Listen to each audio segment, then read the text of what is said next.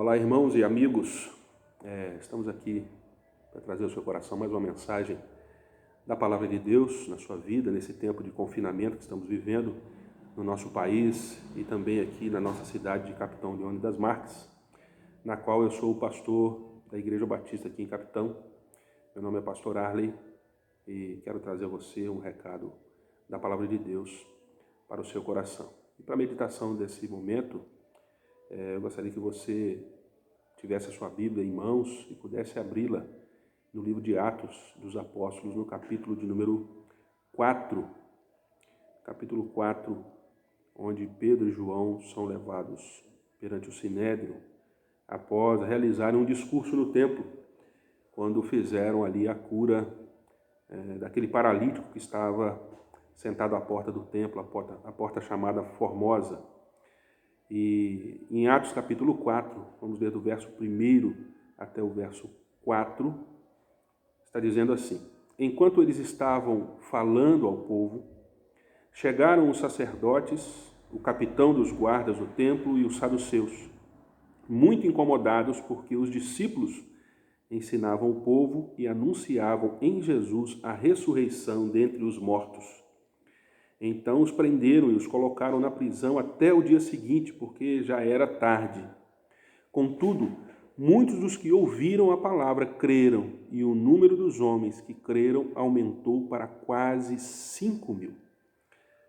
E como é interessante esse texto para os dias de hoje, a gente observar a coragem desses homens, né? Pedro e João estavam ali diante de uma multidão que estava realmente estarrecida com aquela situação de milagre, a cura daquele homem paralítico. Estavam ali ouvindo Pedro e João, eles estavam anunciando e pregando Cristo Jesus e a ressurreição dentre os mortos. O texto diz que isso estava acontecendo naquele momento, ali Pedro e João provavelmente também bem emocionados e bem felizes, empolgados, pregando essa mensagem de salvação e da ressurreição em Jesus Cristo. Quando chegam ali as autoridades, os sacerdotes, os saduceus, os guardas, para prendê-los, né? E os levam cativos naquela noite, porque já era tarde, o texto vai dizer, já era tarde, foram levados cativos. Mas a pergunta que eu quero fazer e o tema que eu quero abordar com você aqui nesse momento, nesse vídeo, é sobre a esperança. O que fazia Pedro e João, o que trouxe no coração de Pedro e João a necessidade e a coragem de anunciar Jesus como o Salvador, como aquele que garantiria a ressurreição dos mortos, daqueles que crescem no seu nome, porque essa salvação e essa ressurreição é anunciada em Jesus, não é fora dele, né? Não existe possibilidade de salvação ou de ressurreição para a salvação fora de Jesus. Mas o que é que levava esses homens a ter essa coragem de anunciar?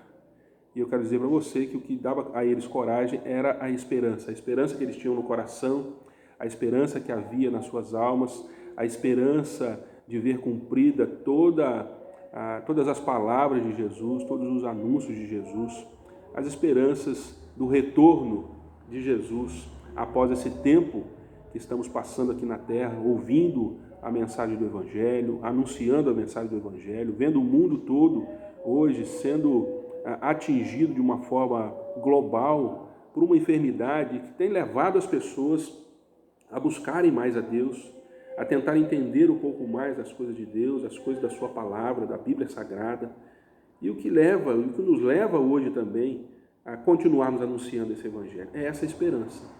É a esperança de que Jesus um dia vai voltar. Os anúncios do fim, anunciados pela palavra de Deus, eles vêm desde o Antigo Testamento. Mas quem é que inaugurou, quem é que instaurou esse tempo do fim para a humanidade? Quando é que começa isso? Como é que começa a viver? Hoje talvez você esteja pensando assim, estamos no começo do fim. Não, o começo do fim já começou há um pouco mais de tempo do que a gente imagina ou possa imaginar hoje. Esse início do fim, esse início dos tempos, que a gente chama de escatologia, né? O final dos tempos, ele já começou, e começou com o próprio Jesus. Olha o que ele anuncia no Evangelho de Marcos, no capítulo 1, versos 14 e 15. Ele vai dizer assim: Depois que João foi preso, Jesus foi para a Galiléia, pregando o evangelho de Deus e dizendo: completou-se o tempo e o reino de Deus está próximo. Arrependei-vos e crede no evangelho. Os tempos do fim foram inaugurados pelo próprio Jesus enquanto ele estava aqui entre nós, entre a humanidade, ensinando os seus apóstolos, pregando o evangelho do reino. Ele já dizia: olha, está completo, já se completou e o reino de Deus está próximo. Arrependei-vos. Esse é o tempo de arrepender. Quanto tempo mais vamos ter que esperar? Depois que Jesus inaugurou os tempos do fim, já mais de 2000 anos se passaram. E a gente pode, talvez, no coração da gente, haver uma descrença, haver uma percepção errada de achar que o mundo não vai acabar, que Jesus não vai voltar. Isso aí é uma história só para nos levar a buscar a Deus. Eu quero dizer para você que não, isso é muito sério. A palavra de Deus nos diz que Jesus há de voltar, ele vai voltar um dia para buscar a sua igreja, ele vai voltar para buscar aqueles que creem. Jeremias vai nos anunciar a respeito da esperança, lá em Lamentações de Jeremias, no capítulo 3, verso 21, e vai dizer: eu quero trazer à memória o que pode me dar esperança.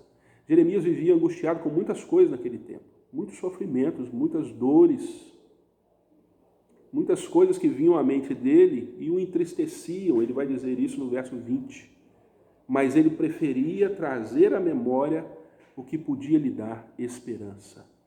E para nós hoje, nos nossos dias, nós também temos vivido muitas dores, muitos momentos de dificuldade, muitas lutas, sejam elas na área da saúde, como nós temos visto aí o mundo inteiro passando por isso, por essa aflição chamada Covid-19, né? O coronavírus que tem assolado as nações, tem perturbado as economias do mundo inteiro, tem perturbado relacionamentos, famílias, né? Mas, no meio de tanta luta, de tanta desgraça, de tantas aflições que o mundo possa estar vivendo, o que é no seu coração que pode lhe dar esperança? Quando você olha para a sua vida, quando você olha para dentro de você, quando você olha para a sua família, quando você olha para o seu trabalho, para a sua empresa, quando você olha para a sua cidade, o que pode lhe dar esperança? Talvez nada disso lhe dê esperança. Talvez você olhe e pense: mas não vai ter jeito, as coisas estão ficando de mal a pior e a tendência é piorar. E eu quero anunciar a você, assim como Pedro e João anunciavam aquele dia no templo, que há uma esperança, e a esperança é Cristo Jesus. Ele que pode nos salvar, e somente Ele. Nada mais além disso, somente Jesus pode nos salvar. É só Ele que pode nos dar esperança. Só Ele pode garantir para nós a ressurreição para a vida eterna. Só em Cristo Jesus. Não há outro caminho. Ontem, na porta da minha casa, eu estou vivendo também um isolamento. Hoje eu estou aqui no templo gravando esse vídeo para você, mas eu estou lá no isolamento, lavando o meu carro, e de repente passou uma pessoa na rua, um conhecido. Ele parou e começamos a conversar um pouquinho a respeito dessa questão de isolamento. E em algum momento ele falou assim: mas eu me apego em Deus e na certeza de que Ele vai cuidar de mim. Eu disse: amém, que bom que o senhor tem essa certeza. E aí ele falou a seguinte frase: porque eu não faço mal para ninguém, eu não desejo mal para ninguém, eu sou uma pessoa boa, então Deus vai cuidar de mim. Da mesma forma que esse homem tem essa percepção de achar que as suas atitudes, que as suas obras, que ele julga boas, que vão garantir o agir de Deus sobre a vida dele, que vão garantir a salvação em Cristo Jesus, talvez seja sua mesma forma de pensar. Talvez você também pense assim, que o fato de você ser bom, de você não fazer mal para ninguém, de você ajudar os outros, você não deseja mal de ninguém, você não fala mal de ninguém, então você vai para o céu. Eu quero dizer para você, não é assim que funciona. Não é assim que funciona. Nós não vamos para o céu por causa das nossas boas obras, porque nós fizemos isso ou aquilo, ou deixamos de fazer uma coisa ruim. Não somos pessoas más, nós não nos julgamos maus, e por isso nós vamos para o céu. Não é isso que a palavra de Deus diz. Ela diz que a nossa salvação, a nossa fé em Cristo Jesus, ela é um dom de Deus. A salvação é dom de Deus, é de graça. Ele nos dá a salvação, justamente para que a gente não julgue que são as nossas obras que nos garantem salvação. Porque não é assim. Porque nós somos maus e somos imperfeitos, somos pecadores. E os pecadores não têm dignidade de alcançar a salvação. Somente em Cristo Jesus nós somos salvos. Como? De que forma? Crendo. Somente quando cremos, porque foi Cristo Jesus quem pagou o preço por nós. Foi Ele quem deu a sua vida, porque esse foi o motivo de Jesus vir ao mundo. Ele veio para morrer em nosso lugar. A missão de Jesus era essa, ele precisava morrer, ele precisava derramar o seu sangue, ter o seu sangue derramado, como um cordeiro que é levado para o matadouro, para ser sacrificado. Como um cordeiro que era levado como holocausto no templo, no tabernáculo, para ser sacrificado pelo pecado das pessoas. Assim Jesus se ofereceu. Mas se ofereceu como? Como um sacrifício que é repetido todos os dias no templo, que é assim que funcionava naquele tempo? Não. Ele oferece o seu corpo como um sacrifício único e duradouro, eterno, para todo aquele que crê. Olha o que a palavra de Deus diz em Hebreus 10:10. É nessa vontade que fomos santificados, pela oferta do corpo de Jesus Cristo, feita e de uma vez por todas. O sacrifício de Jesus na cruz, ele é único e suficiente para salvar o pecador, para salvar a sua vida. E é nessa esperança que eu quero convidar você a viver. Viva na esperança de crer que só em Jesus Cristo você vai alcançar a salvação. Só em Jesus Cristo você alcança a vida eterna. Por isso, desfaça-se dos seus pecados. Arrependa-se deles. Reconheça que você é um pecador. Reconheça que você é uma pecadora.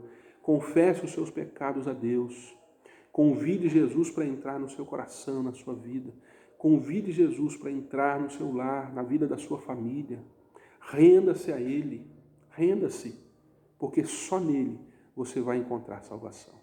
Só em Jesus há esperança, meu querido. Só em Jesus há esperança. Nós não temos outro caminho. Não existe outra saída. Não existe outra forma. Não são as suas boas obras. Não são as suas obras de caridade. Não são a falta da maldade na sua vida. Não, não é isso. É só em Jesus. Só nele você pode encontrar a salvação. João capítulo 12, versos 47 a 49, eu quero ler com você aqui esse texto da palavra de Deus. Ele diz assim: se alguém ouvir as minhas palavras e não obedecer a elas, eu não o julgo, pois não vim para julgar o mundo, mas para salvá-lo. Quem me rejeita, no caso a Jesus, e não aceita as minhas palavras, já tem seu juiz. A palavra que tenho pregado, essa o julgará no último dia. Pois não falei por mim mesmo, mas o Pai que me enviou ordenou-me o que dizer e o que falar. Jesus está dizendo aqui que ele não veio para julgar o mundo, ele veio para salvar. Ele veio para anunciar o Evangelho. Ele não veio para condenar, ele veio para trazer salvação. No entanto, se você crê em Jesus, a palavra de Deus diz, e ela é bem clara quanto a isso, nos dá segurança. Por isso temos essa esperança. Não a esperança de esperar simplesmente. Como diz Mário Sérgio Cortella, famoso professor e filósofo, ele diz, não é a esperança de esperar, mas a esperança de esperançar. Ou seja, a esperança que está em Deus, em Cristo Jesus, é uma esperança que nos dá segurança, nos dá certeza. Não é uma esperança de coisas humanas, quando você confia em alguém, você tem esperança em alguém, você espera que alguém realize algo em seu favor ou lhe faça algum bem e de repente essa pessoa frustra as suas expectativas. Essa esperança é falha.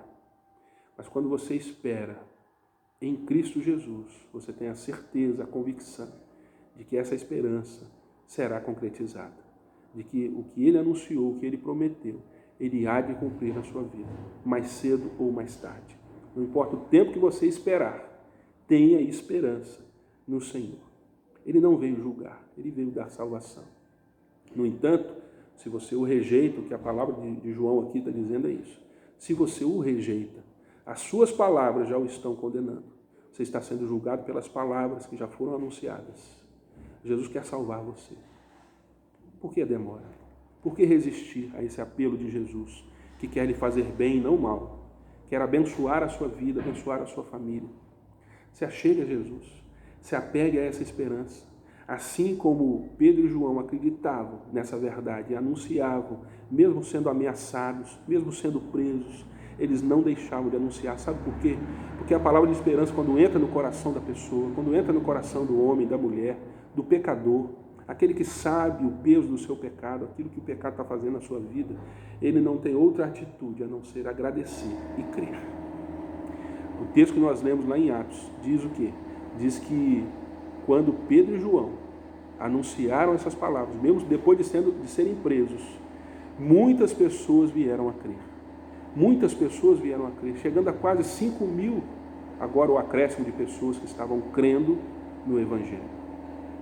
Meu querido, você pode ser agora um acréscimo ao reino de Deus.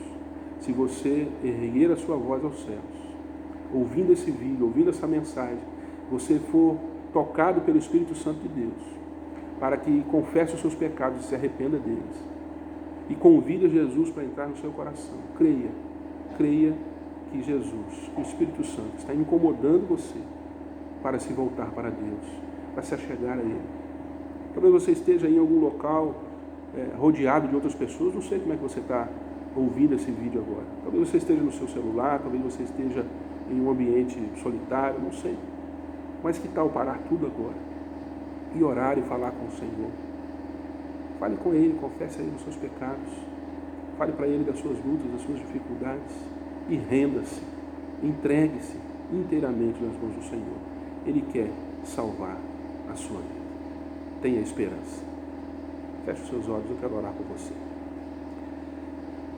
Pai querido, nós estamos aqui diante do Senhor, diante dessa mensagem de salvação e de esperança. E a única esperança eficaz, a única esperança que é verdadeira para nós, é a que está em Cristo Jesus. Em nada mais podemos nos apegar. A ciência pode até nos ajudar em muitas situações. O conhecimento, as facilidades, o dinheiro, mas tudo isso é fútil, tudo isso é passageiro. A única esperança que é verdadeira e é eterna é a esperança que está na salvação em Cristo Jesus. E é essa esperança que estamos anunciando aqui. Por isso, essa pessoa que ouve a minha voz nesse momento, que ouve essa oração, ela tem a oportunidade agora, Senhor, de fechar os seus olhos e falar com o Senhor dos seus pecados, confessá-los ao Senhor e se arrepender.